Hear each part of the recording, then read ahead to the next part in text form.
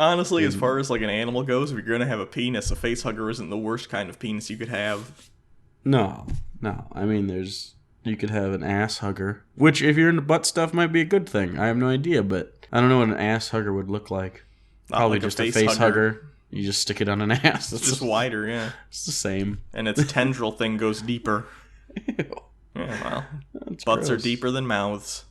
Actually, no, they're equally deep. A butt is just the end of a mouth. That's true. I was going to say the opposite. I was going to say the mouth is the beginning of the butt, but, you know. I'm glad we're both here to give our unique perspectives on things.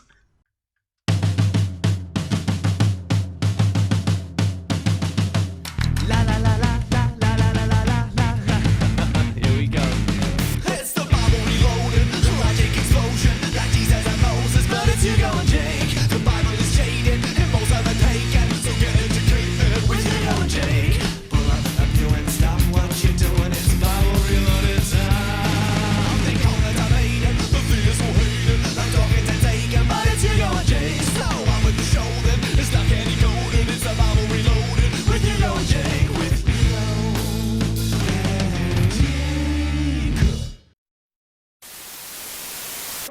Hello, everyone. I'm Hugo. And I am Jake. And this is the Bible Reloaded. And I was more triumphant than you. You were. I think that's because you're a natural-born winner, and I am destitute. But anyway, before we actually start the show this week, we do have yet another $40 an episode Patreon donation. And if you don't know, when you do that, you get a free advertisement on the show. And a lot of times people will promote their YouTube channels or their websites or whatever, which is totally fine. That's cool, and we like doing that. But this time, we got a real motherfucking saint on our hands. Oh, yeah. Nicholas Retkowski. Word, bro. Or I don't know how to be cool about people. Anyways, he's really cool. He donated the $40. He just wanted to help out, and he didn't really want anything, and then he decided, you know what, shout out the Wounded Warrior Project, which I'm sure a lot of people have heard about but don't really know. It started after 9/11 and has a lot to do with PTSD and actual wounds, especially head wounds or anything debilitating, obviously amputation, stuff like that, from any soldier that's gone overseas since. And their whole purpose is to raise awareness and enlist the public's aid for the need of injured service members. They also help service members directly, and they provide unique direct programs and services to meet the needs of injured service members. So, as we know, when you're a soldier, coming back to civilian life isn't always the best experience, and these people try to alleviate it. It's a really, really great cause. Sadly, their max one-time donation is only $749,000. So if you're planning on giving them more than that, if you're planning on giving them like $1 million, you're going to have to do it like 2 separate installments of $500,000 or whatever. That's what I'm going to have to do with all my rich YouTube money.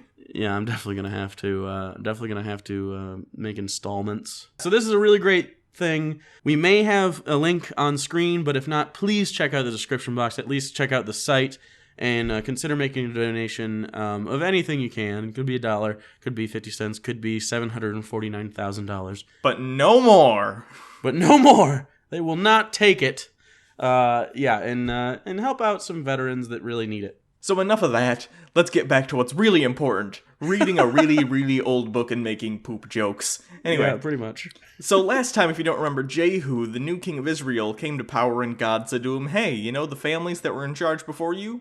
They did some bad shit. They had some people in charge who I'm not really cool with, and they were worshipping other gods. So what I need you to do is go on sort of a Tarantino revenge-style mission for me, and you need to kill everyone they've ever known, basically. And in the last episode, they killed Jezebel, who was a big part in bringing Baal worship to the people. He killed a bunch of the families of the previous ruling people. And this episode, we have even more of that. I dare say even more brutal. So I'm pretty excited to talk about this. This is like Kill Bill Part 2. This is like Kill Bill Part 3, if there weren't a Part 2. And they were like, it's so extreme, we gotta add another number to it. So yeah, here we go. Today we're going to begin in 2 Kings chapter 10, Ahab's family killed. It's not looking too good for Ahab's family. Now there were in Samaria 70 sons of the house of Ahab, so Jehu wrote letters and sent them to Samaria to the officials of Jezreel, to the elders and to the guardians of Ahab's children. He said, You have your master's sons with you and have chariots and horses, a fortified city and weapons. Now as soon as this letter reaches you, choose the best and most worthy of your master's sons and set him on his father's throne. Yeah, Ahab is a fan of the Hunger Games battle royale style of picking a leader, where it's just like a total slaughter, it's a death match. It's the best way to do it. It's how you find out who's the strongest and who is the least merciful. And who gets the food? Yeah. And then they kill the tiny cute black girl. And everyone's like, no, they killed the tiny cute black girl. Now we have to do that weird bird call thing. And then everyone's going to stand up and riot. And then we're going to make 18 movies out of it. But at least Jennifer Lawrence is pretty cool. R.I.P. Philip Seymour Hoffman. Dude, he did so much coke. He did like Billy Mays coke. If I could go back to the beginning of his career, I would only give him one piece of advice, and it's keep doing heroin, man, because at least you outlive Williams. Wow, the Robin Williams. It's not too soon now. No, soon. It's been just long enough. It's okay. I enjoy the movie Hook. I can make as much fun of a dead man as I want. Yeah. I just hope that like that wasn't suicide and that was autoerotic asphyxiation. I just want him to get one off right before he kicks the bucket, you know? He earned it. He was Genie. But they were terrified and said, if two kings could not resist him, how can we? So they're all worried because this dude, they have heard, is on a Tarantino revenge quest. I assume they even used the term Tarantino revenge quest and were very confused by the nomenclature. It's a good thing Quentin came around and made that saying make sense. So the palace administrator, the city governor, the elders, and the guardians sent this message to Jehu. We are your servants and will do anything you say. We will not appoint anyone as king. You do whatever you think best. That's a good cop-out. He's like, we're not gonna do it. Just pick a thing. We don't know what you want. We're not gonna anger you. It sounds very constipated. That's how you feel when you're very scared. The problem is, I think Jehu thinks the best thing to do is to murder them all. Yeah, well, like I think he's all about that murder life. Probably. They're taking murder that shot. game on fleek. Then Jehu wrote them a second letter saying, if you are on my side and will obey me, take the heads of your master's sons and come to me in Jezreel by this time tomorrow. Oh. That's a real quick request. If you're asking for someone's head, you got to give them at least 48 hours notice. Don't put them on blast. 24? Come on. It's a lot of sons. It's going to take at least that long to cut off all those heads. They have very stubborn necks. This is ancient version of Twitter beef. They're sending their letters back and forth. It takes like 7 days. And there's some king in between who's like, please untag me.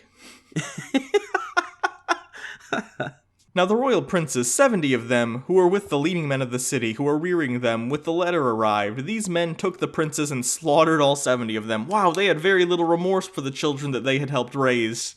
Imagine if you had cared for a child. Imagine if you've played the Walking Dead game. You're the guy who's taking care of Clementine, but for years, and you're like, I will raise this child as my own to be a mighty warrior and king, and I love this child, and I feed them.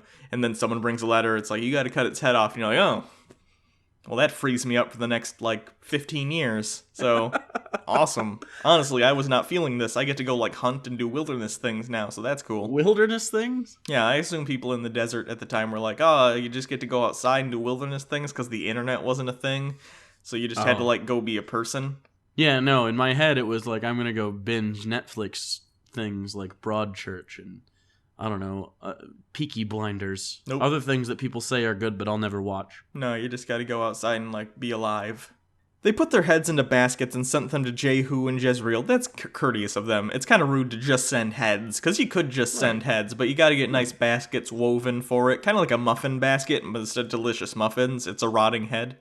Yeah, it's like a welcome to the neighborhood, thanks for not murdering all of us, only 70 children, or young adults. Yeah. Here's a head basket. Then Jehu ordered, put them into 2 piles at the entrance of the city gate until morning. The next morning Jehu went out. He stood before all the people and said, you are innocent. It was I who conspired against my master and killed him. But who killed all these? You? I mean, don't get me wrong, you didn't physically cut their heads off, but you sent the letter that had their heads cut off, so it was still you, dude. Know then that not a word of the Lord has spoken against the house of Ahab will fail. The Lord has done what he announced through his servant Elijah, so Jehu killed everyone in Jezreel who remained of the house of Ahab, as well as all his chief men, his close friends, his priests, leaving no survivor. So basically what happened was, he got these heads, he brought them in as a warning, and then he said, anyone else in the city who's related to him in any even tertiary way, like if you're his dry cleaner, you're going down. Like, I just gotta be the most thorough. This is scorched earth as far as Ahab's friends and family are concerned. Scorched earth. I want no one to remember he existed, which includes you people who are listening to this speech. Unfortunately, you have now heard of Ahab, and I will kill you too. Please don't bring it up to anyone you love, or they will also be dead. In fact, just to make sure, no, they're also going to be dead. Maybe that's an exaggeration, but it's kinda like that. Jehu then set out and went towards Samaria. At Beth-Eked of the shepherds, he met some relatives of Ahaziah, king of Judah, and asked, "Who are you?" They said, "We are relatives of Ahaziah, and we have come down to greet the families of the king and of the queen mother." "Take them alive," he ordered. So they took them alive and slaughtered them by the well at Beth-Eked. 42 of them. He left no survivor. Well, that was mean. That was mean-spirited. I don't think he knows what take them alive means. I think it's something he's heard in movies and read in books, and he thinks it sounds good when he's capturing people. But he doesn't understand when you say take them alive, they have to remain alive for longer than 5 minutes. Is that the over-under? Yeah, I think so. If it's under, you fucked up. If it's over, Yeah, you do all right. that's what I think. So we're gonna skip a little bit, and it's not that important. It's just basically Jehu meeting up with another dude, and he says to him, "Hey, you want to see something cool?" And here's the something cool. Servants of Baal killed. And this is in 2 Kings chapter 10, verse 18. It's like the beginning of Stand By Me. I've never seen Stand By Me. Well, they Corey Feldman and some other people. River Phoenix? I don't even know if he's in that movie. I just know he's an actor from that time. Also, Wesley Crusher's in it. And he's like, "Hey, I saw a dead body. Let's go out and see a dead body." And then Kiefer Sutherland, like, bullies them. Oh, that sounds like a terrible movie. Nah, it's good. Is Stephen King attached? Because it sounds like a shitty Stephen... Oh, I knew it. That's a Stephen King, yeah. Anyway, servants of Baal killed. Then Jehu brought all the people together and said to them, "Ahab served Baal a little, Jehu will serve him much." Is there a quantifiable amount of service that you can give to a Baal? Ahab spent like 20% of his time worshipping. Jehu's gonna spend like 80. Wow. Now summon all the prophets of Baal, all his servants and all his priests. See that no one is missing, because I am going to hold a great sacrifice for Baal. Anyone who fails to come will no longer live. But Jehu was acting deceptively in order to destroy the servants of Baal. There is no suspense allowed in the fucking Bible. They are not very good at setting a scene. This is the gray of holy books. The 50 Shades of Grey? Yeah, but gray. Oh, the other one. Oh, the newer it's one. The other one. It's the one of 50. It's the fanfic of the fanfic. Yeah, okay. Sounds good. Yeah. Jehu said, "Call an assembly in honor of Baal." So they proclaimed it. Then he sent word throughout Israel, and all the servants of Baal came. Not one stayed away. Really, not one had like a sick kid that was like, "Man, I really want to worship Baal right now with my kid." And in the office, it's super backed up. You know, my desert office, it's made of rocks, kind of like the Flintstones, but less funny because there's children dying all the time. Yeah, but he's got to get the Floyd account in, the Johnson account. Sort of very Anglo-Saxon names for the time. Good for them. Williams budget. That's why they're successful. It's because they're white in a desert area. This is why I work on YouTube. I don't know jargon. They crowded into the temple of Baal until it was full from one end to the other, and Jehu said to the keeper of the wardrobe, "Bring robes for all the servants of Baal." God damn, that poor keeper of the wardrobe, how many robes is he gonna have to fasten? All sorts of robes. They have all the Baal worshippers throughout the whole country, and he needs robes for all of them. Like, how many robes do they keep on hand? Probably 30 tops. He's gonna get robe-specific arthritis. Then Jehu and Jehonadab of Rechab went into the temple of Baal. Jehu said to the servants of Baal, "Look around and see that no one who serves the Lord is here with you, only servants of Baal." At this point, I'd like to think at least one looked to the other and went, "Oh shit, you know, I was having a feeling I should have probably told you this. I had a weird dream last night that this dude fucking betrayed us." It felt prophetic, but I thought, nah, because I thought that about the one with the dog and the cupcake too, but here we are. What happened with the dog and the cupcake? It was sexual. In an order that would surprise you? Yeah. Now Jehu had posted 80 men outside with this warning: "If one of you lets any of the men I am placing in your hands escape, it will be your life for his life." As soon as Jehu had finished making the burnt offering, he ordered the guard and the officers, "Go in and kill them, let no one escape." So they cut them down with the sword. The guards and The officers... sword. You know what? I know what it means, the sword. I know it means that they use swords, but I like to imagine they all shared the sword. It's the easy way to do it. You ever seen the movie Ghost Ship where like a cable snaps and it cuts everyone in half? Oh, that was sweet. And then the rest of the movie's garbage. That's pretty much the consensus. It's like that. They just got a really big sword and they sweep it across the audience very slowly. Also, why does no one ever fight back in these scenarios? Like, it's always like, he's gathered 100 million people all in one room, and then they systematically destroyed them with 3 people. I don't know. And no one's like, we could overpower them. This is why 9/11 happened. The guards and the officers threw the bodies out and then entered the inner shrine of the Temple of Baal. They brought the sacred stone out of the Temple of Baal and burned it. It's impressive that they burned a stone. How hot were the fires that they were burning? Very hot is the answer.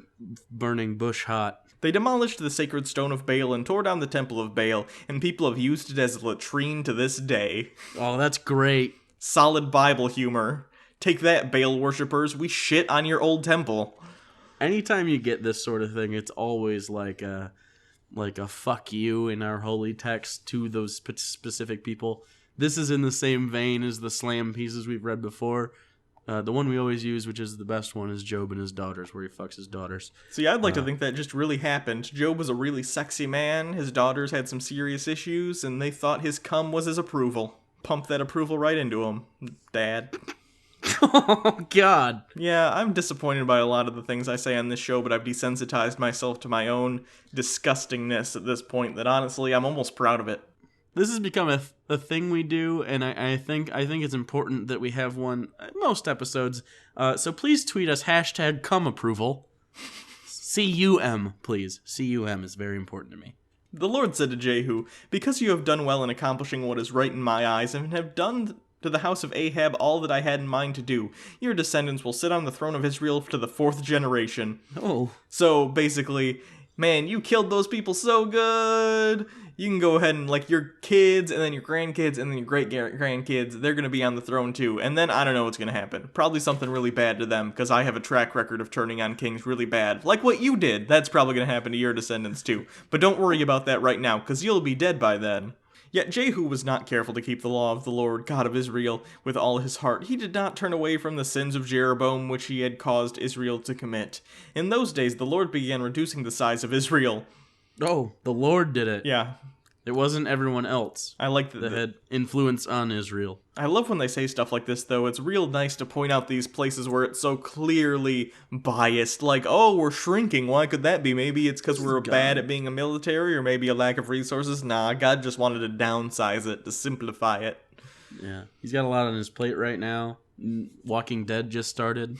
Hazael overpowered the Israelites throughout their territory, east of Jordan and all the land of Gilead, the region of Gad, Reuben, and Manasseh. From Aror by the Aron Gorge through Gilead to Bashan. That sounded like gibberish. Yeah. If I'm honest. It sounded like you made that up. It probably was. I'm reading along, and I still think you made that up. I did. I wrote it down 2,000 years ago. Time machine. Just to fuck with myself in the future. I'm like, oh, take this, future me. That's going to be hard to read in front of a microphone. You can have as many takes as you want. Still not going to sound good because you're lazy. Hey, you did that in one, though. That's Not many good. people know that sometimes you gotta redo those. You did that in one. I'm proud. As for the other events of Jehu's reign, all he did, all his achievements, are they not written in the book of the annals of the king of Israel? Fuck Maybe. off. Maybe. We'll never know. I don't know. Isn't this Kings? Yeah. This is Kings. This is it. This is what we have. Yeah. So they're not. No, okay, that's good. So Jehu rested with his ancestors and was buried in Samaria, and Jehoaz, his son, succeeded him as king. The time that Jehu reigned over Israel and Samaria was 28 years. Wow, he did really good with those 28 years. He slaughtered a lot of families, and that's pretty good in the Old Testament. That's how you measure success. How many families did I rip apart? How many people did I make move out of the city and become like refugees somewhere? Not enough is always the answer, but it's never too many. Anyway, so that's the episode this week. Next week we're going to come back with some stuff. I actually don't know. I haven't read it yet, so it's a surprise for all of us. You're welcome. It's a guy named Josh. Oh, So that'll be fun. that's cool. There's some temple repairs. It's going to be super riveting. If you guys are into like Bob Vila, or if you don't know who Bob Vila is, real life Tim the Toolman Taylor. If you don't know who real life Tim the Toolman Taylor is, you're probably in our demographic. So thanks, everyone. Right now, we're doing our t-shirt sale. I think that's still going on. We're on the tail end, though, so if you're wanting to get one, now is the time. Now is the time. So we have the normal t-shirts that we have usually had. We have a bordered and a borderless. Borderless is obviously by far, in a way, the most popular. So I don't think we're going to do bordered again after this, unless we got a huge surge of people that wanted it. But we also have a classic throwback TBR to like the first 3 or 4 episodes. Someone requested and bought some Science Bless TBR t-shirts. So if you want those, you can have those. If you remember way back, we used to say Science Bless because we were douchebags. Don't worry about it. It's still cool. But most importantly, and my favorite, is probably we have our new Pride shirt, the LGBT Pride shirt that we were going to do, but the logo we used for the show had too many colors, and Teespring makes us change the colors. So those are right here. If you would like one, this is a very limited time offer. We're probably not going to sell these again for like a year at best. So get them now because people just ask for them. So I put them up. They're only available for like 2 weeks or something. So do that. Also, they were made by our artist Izzy, and he's awesome. And so show him some love by saying, "Love you, Izzy." Hashtag cum approval. And pump him full of your cum approval. If you want more of us, you can always check us out on our other channel, Unpopular Culture, where we do movie reviews, trailer breakdowns, all that cool stuff that doesn't involve the Bible. Oh, we had a huge nerdy talk about Star Wars: The Force Awakens.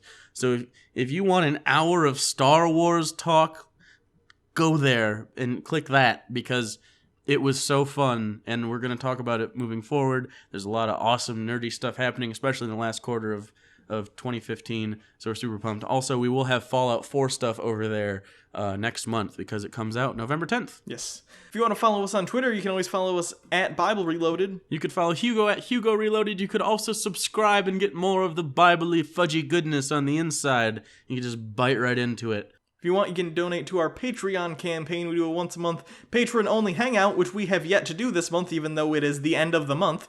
So what I think is probably going to happen... Jake moved, by the way, if you didn't hear yet, so that's why stuff got all screwed up. Here's what I think is going to happen, though Jake and I haven't discussed it. We're probably going to push it to early next month, do one at the beginning of next month, do one maybe in the mid or end of next month. Yeah, so we have 2 next month. And also, then we'll be back on schedule. We will be doing some Quran Reloaded soon. So it's probably just going to be like a prepper thing. We'll probably just talk about the book as a whole, and we'll give you some outlines on the history of it, and it'll be like a quick thing. I don't know when the actual episodes are going to come out, because we'd want to get it right, but we will have some Quran Reloaded stuff coming up soon.